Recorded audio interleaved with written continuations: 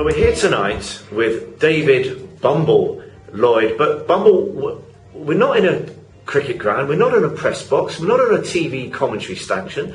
We are in a theatre, note the traditional light bulbs, the mirrors. Bumble, what are we doing here? I'm on a theatre night tour. It's Start the Car. We wrote a book, myself and Peter Hayter from the Mail on Sunday, and this is Start the Car on the road, 23 nights with 23 venues, and it's gruelling but great fun. We're on stage. I'm a thespian. I don't know what part of Thespian I'm from, but I can tell you that I've been in the same theatre, I've been in the same dressing room. I think it was at Richmond, that was hellish posh, as Sir Laurence Olivier, Larry and I, in the same dressing room. He had a chaise lounge. I've been on that as well. Now listen, we're in Tunbridge Wells, Royal Tunbridge Wells no less. We've got a good 2.5 weeks left of your tour. I think we're just beginning week 2, aren't we? How's it gone so far? It's gone brilliantly well. I'm really pleased with it, and it's a lot of fun. That's what it's all about. You know, there's a lot of fun when you get into cricket that it can be so miserable. It's a long time to be miserable, 7 hours during the day. So I like to have a bit of fun, and that's extended to this. It's good.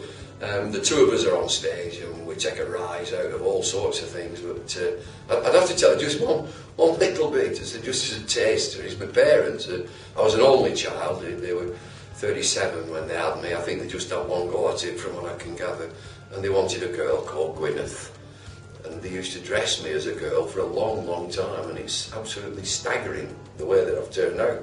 Now look, you've done a lot of things over the years, which we'll go into in a moment. This is a first for you. I'm not surprised that you're carrying this off for one moment, but hand on heart, what were you thinking just before the lights went up and you entered on the first night? Because this is a new journey for you. It is. It's a new chapter, if you like, and I was fine. I just want to get on. You know what it's like. It's like coming on air at a test match. You know, you get the 10, 9, 8, 7, we're on air, and that's it, you're away. So I had no problem at all.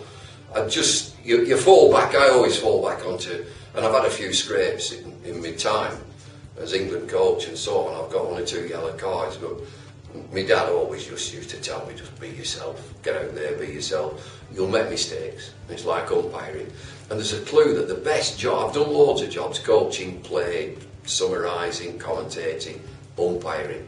That's the best job I've ever had, because you make mistakes, you do make mistakes, but they're honest, and you learn by everything that you do. So, yeah, no problem, get on stage, do it. And I've tripped up a couple of times, I know I have, forgot a line here and there, and then you're paddling like buggery to try and get back on track as to what you want to say. And what kind of support have you had from your Sky colleagues? Because, I don't know, Beefy, NASA, I'm not sure they want you to really succeed, or whether they're just waiting for you to trip up to have a bit of ammunition.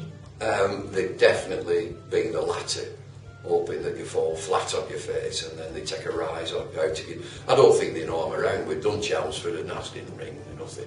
Mice, I didn't leave him a complimentary, he wouldn't have paid you come. Fair enough. Now, why Bumble? Let's just get Bumble out the way. Why Bumble? I hate this question. I hate the nickname, but there it is. Everybody calls you, nobody calls you David anymore. No, and even my son, my eldest son, I've got 3 sons, and the eldest one calls me Bum.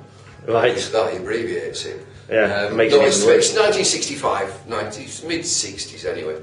Michael Bentine had a programme which was very similar to The Simpsons, and they were called the Bumbleys, and my teammates at Lancashire thought that I looked like one of the Bumbleys, and it stuck ever since. It's stuck for 35 years, that's extraordinary, isn't it? I used to be at school, and this is like 50s, I used to be Selwyn, because if you remember, well, you won't remember, but somebody might at a certain age, that Selwyn Lloyd was the foreign secretary, so my nickname was Selwyn.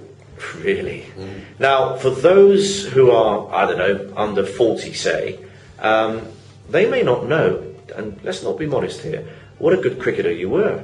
I mean, everybody knows you now for what you do, but come on, you played test match cricket. I was looking at your stats the other day.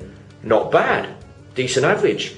Highest score, 214 not out against India. That's not too shabby, is it? I was all right. If I played all right, I'd be in a test team. If I fell below that, I'd get out very quickly, which I did. But it's your ambition. You want to play for England, and I did it. And I've got a nice little record. It's a little niche record. There's not many have it, and I'm talking about ever in the world of cricket, any country.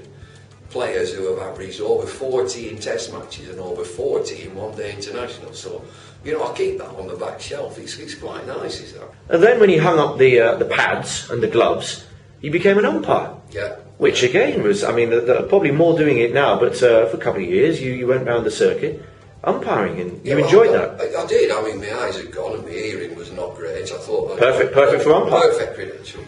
But it's the best job I've ever done. More satisfying. I loved it to bits. Didn't do it long enough. I got sort of brought out of it to do other things in junior cricket and so on. But just for being out there in the middle and making decisions, I wish it was like that now, right now, where the umpire gives a decision, he's not out, and they will start coming round. Why not? I wish I was out there now. You get on with your bowling. Anything to say to me, 7 o'clock tonight, my room. Otherwise, get on with it. So, after you finished umpiring, you became coach, Lancashire coach, and then England coach. I mean, you're not half ticking some boxes here. Yeah. But that's, again, I mean, you know, I embarrass you, but England coach, that's the pinnacle of coaching, at least in this country. Yeah, you know, if anybody'd said what's the best thing that's ever happened in your career, it'd be being coach when we beat South Africa 2-1 in a 5-match series in England.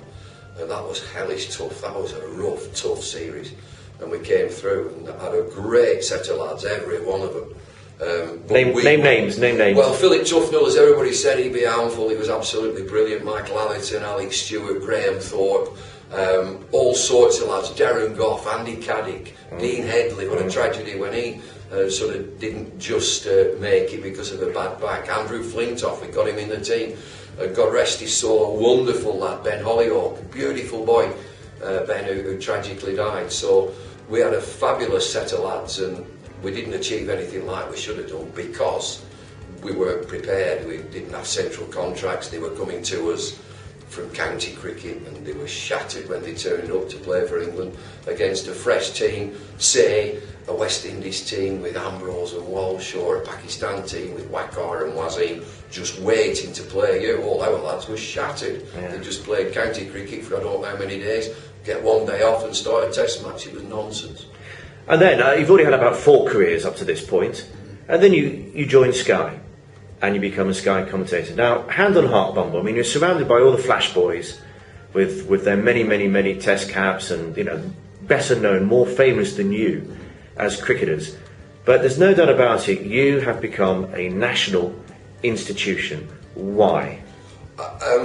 What you see is what you get. For a start, I had a heck of a good grounding with Test Match Special. I worked on Test Match Special with Johners, Fred Truman, Trevor Bailey, the bearded wonder Bill Frindle, Jonathan Agnew just coming in, Christopher Martin Jenkins, Henry Blofeld. I had a heck of a good grounding through Peter Baxter, who was the producer.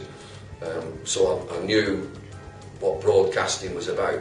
Yeah, what you see is what you get. You be that, getting back to you, be yourself, and people will ask you, you know, do you rehearse? Absolutely not. You have a monitor here, players over there, there's a field, here's your monitor, you watch the monitor.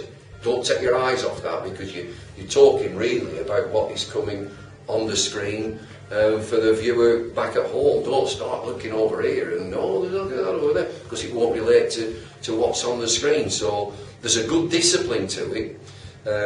And I'm not blowing my own trumpet or any of the other lads, but the discipline is that you've got your earpiece in, you're listening to your producer, you've got your director, your assistant producers.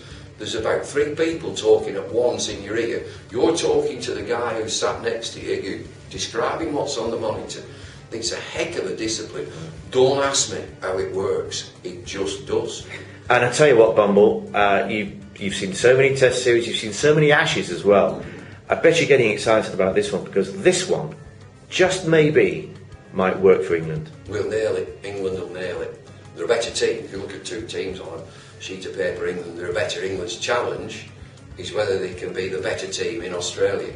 There's lots of things, peripheral things that go on in Australia. Everybody is on your back. You're in the papers and you're absolutely useless. I can tell you now, you are hopeless. Get them back home. But as long as they stay together, they're a better team. I'll tell you why, if you like. Ricky is a wonderful player. Ricky Ponting, a world-class player, has been for years. But the reality now is he doesn't have McGrath and he doesn't have Warren just to say, get this guy out. He's got a workman-like attack at best. And to win a test series, to win test matches, you need an attack. And England have got the attack. It's a better attack than Australia's, in my opinion. Okay, 2 final quick questions, quick answers. Ash's prediction? England to win by 2 clear tests. All right, so that's 2-0 or 3-1? Anywhere you like. 4-2. As long as it's 5 tests, aren't they? That'd be a good one. And secondly, you've got, as I say, about 2 weeks left of this tour, and then presumably you finish, I think, Morecambe on the 19th, and then on a plane, I guess. 19th evening, Morecambe. First thing in the morning, Brisbane. Fantastic.